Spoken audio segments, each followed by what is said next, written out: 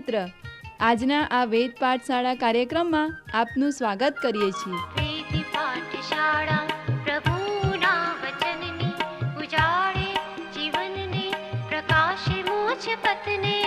વેદ પાઠશાળા પ્રભુના વચનની ઉજાળે જીવનને પ્રકાશે મોક્ષ પથને. વેદ પાઠશાળા. અમારી આશા છે કે આ કાર્યક્રમ આપના આત્મિક જીવન માટે ખૂબ જ લાભદાયી બનશે.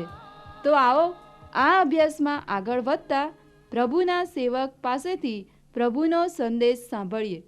પ્રિય મિત્ર, આજના આપણા આ વેદ પાઠશાળા નામક કાર્યક્રમમાં આપને મળતા મને ખૂબ આનંદ થાય છે. મિત્ર, આ કાર્યક્રમમાં આપણે આખા પવિત્ર પુસ્તક બાઇબલનો અભ્યાસ કરીએ છીએ અને હાલમાં આપણે સંત પાઉલના ફિલિપીઓના પત્ર સુધી આવી પહોંચ્યા છીએ.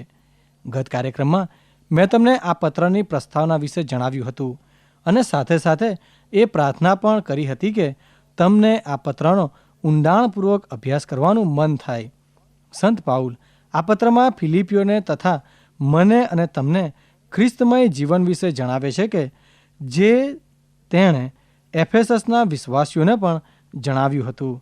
કોઈએ કહ્યું છે કે જો આપણે કોઈ મહાન વિચાર રજૂ કરવો હોય તો તેને કોઈ વ્યક્તિ સાથે સાંકળીને કરવો જોઈએ અને સંત પાઉલ આ પત્રમાં આ જ પ્રમાણે કરે છે. તે પોતાના વિચારને ઘણી વ્યક્તિઓ સાથે સાંકળી લે છે અને લખે છે, શું ખ્રિસ્તમાં તમારું જીવન તમને બળવાન બનાવે છે? શું તેમનો પ્રેમ તમને દિલાસો આપે છે? શું પવિત્ર આત્મા સાથે તમારી સંગત છે? શું તમને એકબીજાને માટે મમતા અને લાગણી છે? તો પછી મારી વિનંતી છે કે મારો આનંદ સંપૂર્ણ કરવા માટે એક મતના થાવ, એક સરખો પ્રેમ બતાવો, એક જીવના તથા એક દિલના થાવ. સ્વાર્થી, મહત્વાકાંક્ષા અથવા મિથ્યાભિમાનથી કંઈ કરો નહીં, પણ એકબીજા પ્રત્યે નમ્રતા દાખવો અને પોતાના કરતાં બીજાઓને ઉત્તમ ગણો. માત્ર પોતાનું જ હિત નહીં પણ બીજાઓના હિતનો પણ ખ્યાલ રાખો. પ્રિય મિત્ર, સંત પાઉલના ફિલિપીઓને પત્રનો બીજો અધ્યાય આ રીતે શરૂ થાય છે અને તેનો મુખ્ય વિષય છે ખ્રિસ્તમય જીવન. અને ખ્રિસ્તમય જીવન વિશેનું આ એકમાત્ર શિક્ષણ નથી, પણ એ તો તેનું એક મહાન ઉદાહરણ છે. અને જ્યારે આપણે આ પ્રેમપત્ર વાંચીએ છીએ ત્યારે એમાં સંત પાઉલ અને ફિલિપીઓ વચ્ચે જે પ્રેમનું બંધન, જે ગહેરી સંગત હતી તે જોવા મળે છે. અને એનું એક કારણ એ હતું કે સંત પાઉલ મંડળીનો એક મહાન સુવાર્તિક હતો. સંત પાઉલનું મુખ્ય કાર્ય હતું કે નગરે નગરે જઈને સુવાર્તા પ્રચાર કરો અને ત્યાં મંડળીઓ સ્થાપવી. અને ફિલિપીઓની મંડળીએ સંત પાઉલનો આ હેતુ પૂરો કરવામાં મદદ કરી. પ્રિય મિત્ર, સંત પાઉલ ફિલિપીઓના વિશ્વાસીઓને પોતાના સાથી કાર્યકરો તરીકે જણાવે છે અને તેથી જ તે તેઓને પ્રેમ કરતો હતો. ને જ્યારે સંત પાઉલ રોમના કેદખાનામાં હતો ત્યારે આ ફિલિપીની મંડળીના વિશ્વાસીઓએ તેની મુલાકાત લીધી હતી અને તેથી સંત પાઉલ તેમને આ આભારપત્ર લખે છે. આ પત્રના જુદા જુદા અધ્યાયોને આપણે જુદા જુદા મથાળા આપી શકીએ. પહેલો અધ્યાય ખ્રિસ્તમય જીવનને માટે જુસ્સો તેમજ તેનું તત્વજ્ઞાન. બીજો અધ્યાય વધુ વ્યવહારુ છે કારણ કે તે આપણને ખ્રિસ્તમય જીવનની પદ્ધતિઓ વિશે જણાવે છે. ત્રીજો અધ્યાય ખ્રિસ્તમય જીવન જીવવા માટે ચૂકવવા પડતા મૂલ્યો વિશે અથવા તો ખ્રિસ્તમાં તમારા જીવનને માટે ઈશ્વરની ઈચ્છા, જે ખ્રિસ્તમાં ઈશ્વરનું સર્વોચ્ચ તેડું છે તે વિશે જણાવે છે. અને છેલ્લે ચોથા અધ્યાયમાં ખ્રિસ્તમય જીવનને માટેની વિગતવાર સૂચનાઓ જણાવે છે. અને ખરેખર તો એ શાંતિ અંગેના સૂચનો છે. હવે બીજા અધ્યાયમાં સંત પાઉલ આપણને કેટલાક વ્યવહારુ ઉદાહરણો આપે છે. સૌ પ્રથમ તો તે ખ્રિસ્તમય જીવનની સામાન્ય પદ્ધતિ વિશે લખે છે અને તે જણાવે છે કે તેઓ જ્યારે ખ્રિસ્તમય જીવનની પદ્ધતિઓ સમજશે ત્યારે તેઓ નમ્ર મનના, પ્રેમાળુ મનના તેમજ એક સરખા મનના બનશે. અને સંત પાઉલના મતે નમ્ર હૃદયના બનવું એટલે તો પ્રેમાળુ બનવું. પોતાના કરતાં બીજાઓને ઉત્તમ ગણો. તમે કોઈ ઓરડામાં દાખલ થાવ ને ત્યાં બેઠેલા લોકોને જોઈને શું તમે એમ કહેશો કે આ બેઠેલા બધા જ મારા કરતાં ચઢિયાતા છે? જો તમે નમ્ર હશો તો તમારું માનવું છે કે તમે જરૂરથી એમ કહી શકશો. જો કે સંત પાઉલ અહીં શરમાળ કે ઉતરતા આત્મવિશ્વાસ વિશે નથી કહેતો. હવે જો તમે પ્રેમાળુ મનના હશો તો તમે એથીએ વિશેષ વિચારશો, અને આવા મનવાળો માણસ તો આ સોનેરી નિયમ પ્રમાણે જીવતો હશે કે તમે જે ઈચ્છો છો કે બીજાઓ તમને કરે એવું જ તમે પણ તેમને કરો. જો કે સંત પાઉલ આ નિયમોને જુદી રીતે મૂકે છે. તમો માત્ર પોતાનું જ નહીં પણ બીજાઓના હિતનો ખ્યાલ રાખો. આપણા દરેકની જરૂરિયાતો હોય છે, આપણા બોજ અને પ્રશ્નો હોય છે. શું તમે તમારા પોતાના પ્રશ્નોનો પહેલાં વિચાર કરો છો કે પછી બીજાઓના પ્રશ્નોનો? જો તમે નમ્ર હૃદયના હશો તો તમે બીજાઓના પ્રશ્નો વિશે પહેલાં વિચારશો, અને જો તમે પ્રેમાળુ હૃદયના હશો તો તમે તમારા પોતાના કરતાં બીજાઓના હિત વિશે પહેલાં વિચારશો. પણ અહીં મહત્ત્વનો મુદ્દો છે એક સરખા મનના હોવું. સંત પાઉલ કહે છે કે આપણે એ રીતે વર્તવું જોઈએ જાણે કે આપણે એક જ મનના હોઈએ, કારણ કે મહાન આત્મિક સત્ય તો એ છે કે આપણે એક જ મનને એક જ આત્માના હોઈએ. જો કે એક જ મનના હોવાનો અર્થ છે નમ્ર મનના હોવું અને પ્રેમાળુ હૃદયના હોવું. ખ્રિસ્તની મંડળીમાં વિશ્વાસીઓ વચ્ચે મતભેદ અને પ્રશ્નો હોઈ શકે. 4થા અધ્યાયમાં સંત પાઉલ લખે છે, યુઓદિયા અને સુન્તુખેને હું આગ્રહપૂર્વક વિનંતી કરું છું કે પ્રભુમાં એક થવાને પ્રયત્ન કરો. આ બંને બહેનોમાં મતભેદ હતો. આ બંને બહેનો મંડળીના ખંડનો ઉપયોગ કરવા માગતી હતી, એક ગાયગણને માટે અને બીજી બહેનોની પ્રાર્થના સંગતને માટે.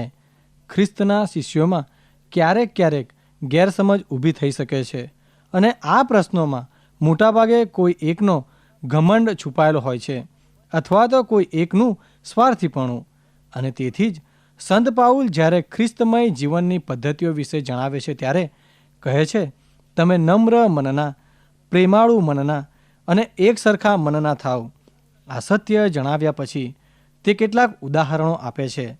ઉદાહરણો તો હંમેશા ઘણા મહત્ત્વના હોય છે, અને ફિલિપીઓના પત્રમાં માત્ર શિક્ષણ જ નહીં પરંતુ કેટલાક ઉદાહરણો પણ જોવા મળે છે. અને સૌથી પહેલું ઉદાહરણ છે પ્રભુ ઈસુ ખ્રિસ્ત પોતે. સંત પાઉલ લખે છે, ખ્રિસ્ત ઈસુનું જેવું મન હતું તેવું મન તમે પણ રાખો. પોતે ઈશ્વર સ્વરૂપ હોવા છતાં પણ ઈશ્વર સાથેની તેમની સમાનતાને તેઓ વળગી રહ્યા નહીં. એને બદલે તેમણે સ્વેચ્છાપૂર્વક પોતાને ખાલી કરી અને દાસનું રૂપ ધારણ કર્યું, અને તે માણસ તરીકે જન્મ્યા અને માનવી સ્વરૂપે પ્રગટ થયા. પોતે નમ્ર થઈને મરણ સુધી, હા વધસ્તંભ પરના મરણ સુધી આધીનતાને માર્ગે ચાલ્યા. આ કારણથી ઈશ્વરે તેમને સર્વોચ્ચ સ્થાને મૂક્યા અને સૌ નામોમાં શ્રેષ્ઠ નામ આપ્યું.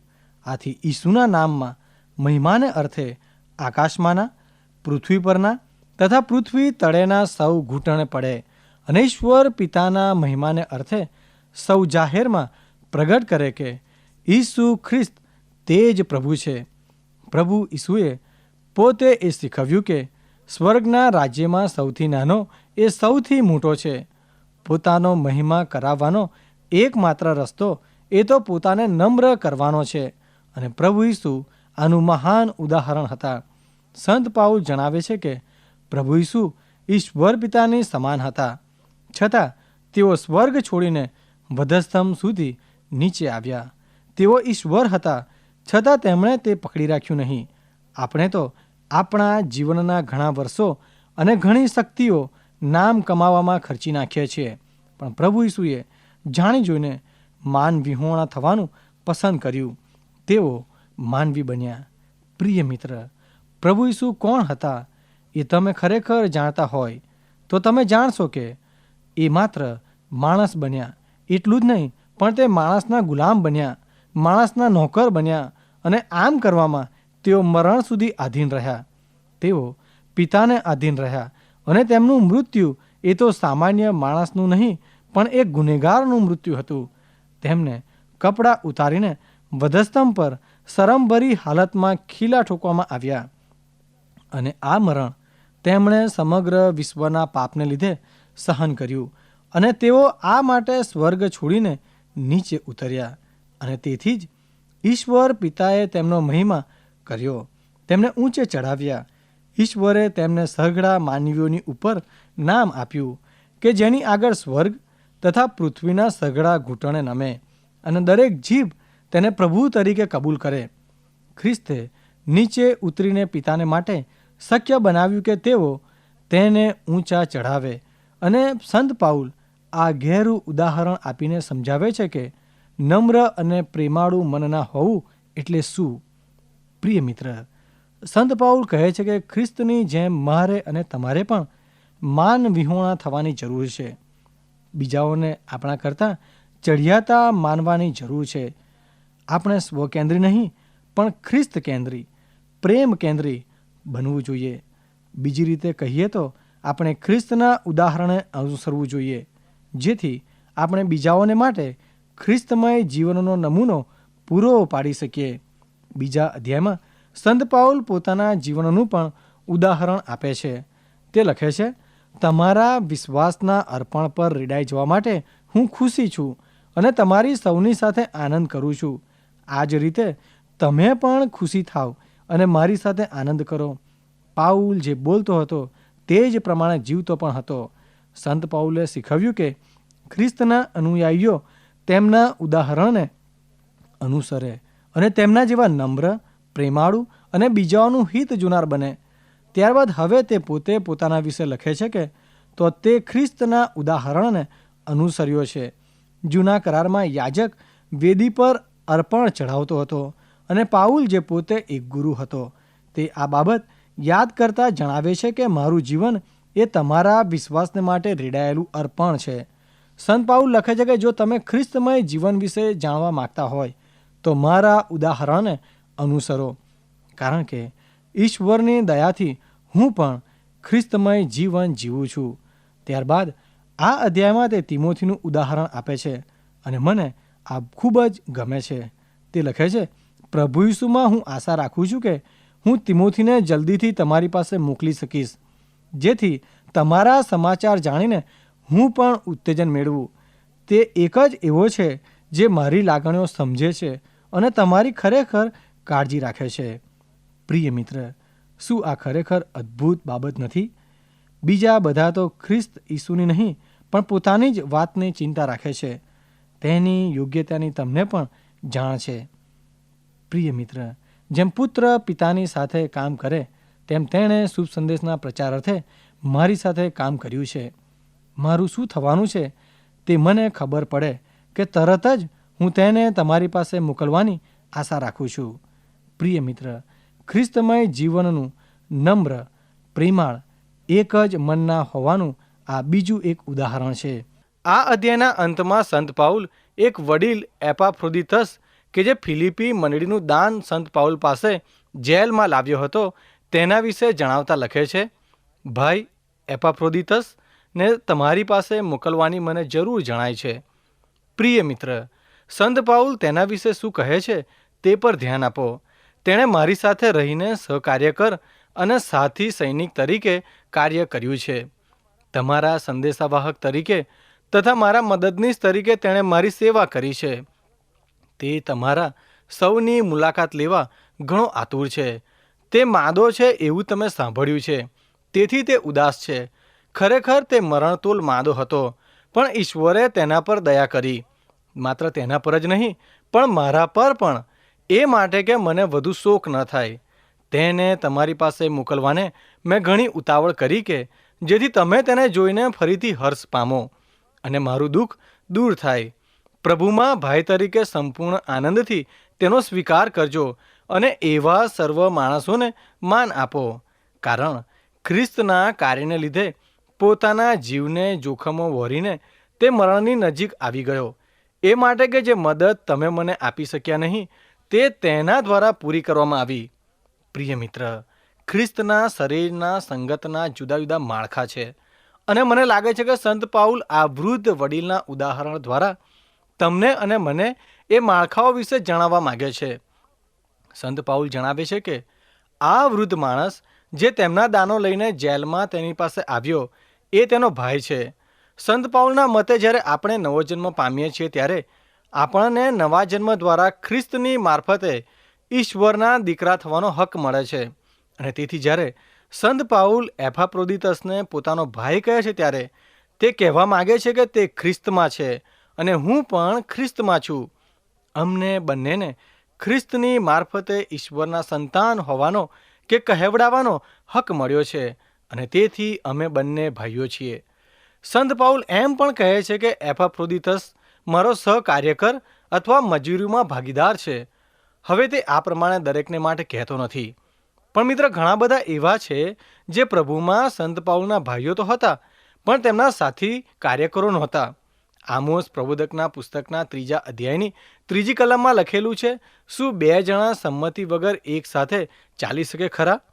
મારે પણ ખ્રિસ્તમાં ઘણા ભાઈઓ છે. હું તેમને પ્રેમ કરું છું અને અમે એક સાથે કામ કરતા નથી કારણ અમે એકબીજા સાથે સંમત થતા નથી, પણ છતાં અમે ભાઈઓ તો છીએ જ. તે જ રીતે ખ્રિસ્તની મંડળીમાં એવા પણ ઘણા છે જે મારા ભાઈઓ પણ છે અને મારા સાથી કાર્યકરો પણ છે કારણ કે અમે એક સાથે કામ કરીએ છીએ. ત્યારબાદ સંત પાઉલ સંગતિનું 3જું માળખું જણાવતા કહે છે, તે સાથી સૈનિક છે. તે દરેકને સાથી સૈનિક પણ કહેતો નથી.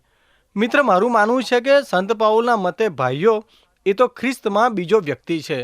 સાથી કાર્યકર એ તો ખ્રિસ્તમાં એવો ભાઈ જે ખ્રિસ્તમાં અને ખ્રિસ્ત માટે સાથે કામ કરે છે. અને સાથી સૈનિક એ તો એવો વ્યક્તિ છે જે તેની સાથે મળીને ખ્રિસ્તમાં અને ખ્રિસ્ત માટે મરણનું પણ જોખમ ઉઠાવે છે. તે જણાવે છે કે એપાફ્રોદિતસ મરણતોલ માદો હતો. તેણે ફિલિપીઓનું દાન સંત પાઉલને જેલમાં પહોંચાડવાને માટે પોતાના જીવનું જોખમ લીધું હતું. હવે સંત પાઉલ લખે છે કે તે સાથી સૈનિક છે કારણ કે તેણે ખ્રિસ્તને માટે પોતાના જીવનું જોખમ વહોરી લીધું. આમ સંત પાઉલ સંગતિના જુદા જુદા માળખાઓ બતાવે છે, ભાઈ, સહકાર્યકર, સાથી સૈનિક. ત્યારબાદ સંત પાઉલ હજી પણ ઉચ્ચ માળખાઓ વિશે જણાવતા કહે છે, તે ફિલિપીઓની મંડળી તરફથી મોકલાયેલો સંદેશાવાહક અને મંડળીનો સેવક છે. પ્રિય મિત્ર, એપાફ્રોદિતસ એ તો ખ્રિસ્તમય જીવનનું અદ્ભુત ઉદાહરણ છે. જો આપણું ખ્રિસ્ત માટેનું તત્વજ્ઞાન તથા જુસ્સો એ ખ્રિસ્ત આપણા દ્વારા મહિમા પામે એ હોય, એ પછી ભલે જીવન કે મૃત્યુ દ્વારા. જો આપણા શબ્દ એ હોય કે મારા માટે જીવવું એ ખ્રિસ્ત અને મરવું એ લાભ છે, તો પછી એપાફ્રોદિતસનું જીવન એ ખ્રિસ્તમય જીવનનું મહાન ઉદાહરણ નથી? મિત્ર, ટૂંકમાં 1 અધ્યાયમાં આપણને ખ્રિસ્તમય જીવનનો વિચાર, તત્વજ્ઞાન, જુસ્સો અને ધ્યેય જોવા મળે છે. પણ 2 અધ્યાયમાં આપણને આ બાબતો વ્યવહારુ રીતે જોવા મળે છે. હવે 3 અધ્યાયમાં સંત પાઉલ એક પગથિયું આગળ વધે છે અને ખ્રિસ્તમય જીવનનો ઉદ્દેશ અને તેનું મૂલ્ય જણાવે છે. તે આ અધ્યાયમાં આપણને તેના પોતાના બદલાના અનુભવ વિશે અને તેના પરિણામ વિશે જણાવે છે. તે લખે છે, જો કોઈ એમ માને છે કે તે બાહ્ય સંસ્કારોથી સલામત છે તો તે પ્રમાણે વિચારવાનું મારે વધારે કારણ છે. ત્યારબાદ તે એક સમયે જેને મહાન સિદ્ધિઓ ગણતો હતો તેની યાદી જણાવે છે, જેમ કે તે ફરોશી હતો, હિબ્રુને માટે હિબ્રુ, બિન્યામીનના કુળનો છે અને આ બધી બાબતો ખ્રિસ્તને મળ્યા પહેલાં તેના માટે અભિમાનનું કારણ હતી. પણ હવે તે લખે છે, ફક્ત પ્રભુ ઈસુ વિશેના મારા જ્ઞાનના મૂલ્યને લીધે હું માત્ર એટલી જ બાબતો નહીં પણ સર્વ બાબતોને વ્યર્થ ગણું છું. તેમને લીધે મેં ઘણી બધી બાબતોને બાજુ પર ફેંકી દીધી છે. હું ખ્રિસ્તને પ્રાપ્ત કરી શકું માટે તે સર્વને કચરો ગણું છું, જેથી હું તેમની સાથે પૂરેપૂરી રીતે એકરૂપ થાવ. હવેથી નિયમને આધીન થવાથી પ્રાપ્ત થતું મારું પોતાનું ન્યાયપણું મારી પાસે નથી, પણ મારી પાસે ખ્રિસ્તમાં વિશ્વાસ કરવાથી મળેલું ન્યાયપણું છે. આ ન્યાયપણું ઈશ્વર પાસેથી મળે છે અને તે વિશ્વાસ પર આધારિત છે. મારે આટલું જ જોઈએ છે, હું ખ્રિસ્તને જાણું, તેમના સજીવન થવાના સામર્થ્યનો અનુભવ કરું, તેમના દુઃખોનો ભાગીદાર બનું અને તેમના મરણમાં એકરૂપ થાવ અને એવી આશા રાખતા હું મરણમાંથી સજીવન થાવ. હજી સુધી હું આ બાબતમાં સફળ થયો છું કે સંપૂર્ણ થયો છું એવો દાવો કરતો નથી, જે મેળવવાને માટે ખ્રિસ્તે મને જીતી લીધો છે તે મેળવવાને માટે હું આગળ વધું છું. જો કે ભાઈઓ, હું પહોંચી ગયો છું એમ હું માનતો નથી. એક બાબત હું કરું છું, જે મારી પાછળ છે તેને હું ભૂલી જાઉં છું, અને જે આગળ છે તે તરફ પહોંચવાને હું મારાથી બનતું બધું કરું છું. તેથી હું સીધો જ નિશાન તરફ દોડું છું, એ માટે કે મને ઇનામ મળે. એ ઇનામ તો ખ્રિસ્ત ઈસુની મારફતે ઉપરના જીવનને માટે ઈશ્વરનું આમંત્રણ છે. પ્રિય મિત્ર, આપણે સૌ જેઓ આત્મિક રીતે દ્રઢ છીએ તેમણે આવું જ વલણ રાખવું જોઈએ. જો કે તમારામાંના કેટલાકનું વલણ જુદું છે. ઈશ્વર તેને સ્પષ્ટ કરશે. ગમે તે હોય, જે રીતે આપણે અત્યાર સુધી અનુસર્યા છીએ તે જ રીતે આગળ વધીએ. આ એક અદ્ભુત અધ્યાય છે જેમાં સંત પાઉલ આપણને ઈશ્વરની ઈચ્છા જાણવા વિશે લખે છે. મિત્ર, આપણે જાણીએ છીએ કે પ્રેરિતોના કૃત્યોમાં સંત પાઉલના બદલાણ સમયે તે પૂછે છે, ઈશ્વર, તમે મારા માટે શું ઈચ્છો છો? અને મને લાગે છે કે દરેક વિશ્વાસીએ આ પ્રશ્ન પૂછવો જોઈએ અને દરરોજ પૂછવો જોઈએ. શું ઈશ્વર પાસે તમારા જીવન અંગે સારી અને સંપૂર્ણ અને સ્વીકારવા યોગ્ય ઈચ્છા છે? હું માનું છું કે તે છે. શું તમારા માટે ઈશ્વરની ઈચ્છા જાણવી શક્ય છે? હું માનું છું કે તે શક્ય છે, અને સંત પાઉલ એ વિશે બહુ અદ્ભુત બાબતો આ અધ્યાયમાં જણાવે છે. આ અધ્યાયના સારાંશમાં ખ્રિસ્તમય જીવનનો ધ્યેય તો છે, જે મેળવવાને માટે ખ્રિસ્તે મને જીતી લીધો છે તે મેળવવાને માટે હું આગળ વધું છું. સંત પાઉલ પોતાના ઘણા પત્રોમાં ઘણા બધા રમત વિશેના શબ્દો વાપરે છે. અહીં તે પકડી લેવા વિશે લખે છે કે જ્યારે તે દમસ્કના માર્ગે જતો હતો ત્યારે ઈશ્વરે તેને પકડી લીધો, અને તેણે બાકીનું જીવન પુનરુત્થાન પામેલ ખ્રિસ્તને પૂછ્યું કે તમે મારા માટે શું ઈચ્છો છો? ખ્રિસ્તે જેને માટે મને પકડી લીધો છે તેને હું પકડવા માગું છું, અને આ જ તો ખ્રિસ્તમય જીવનનો ધ્યેય છે. પ્રિય મિત્ર, ઈસુ ખ્રિસ્તે જેને માટે તમને પકડી લીધા છે તે ધ્યેયને તમે કઈ રીતે પામી શકો?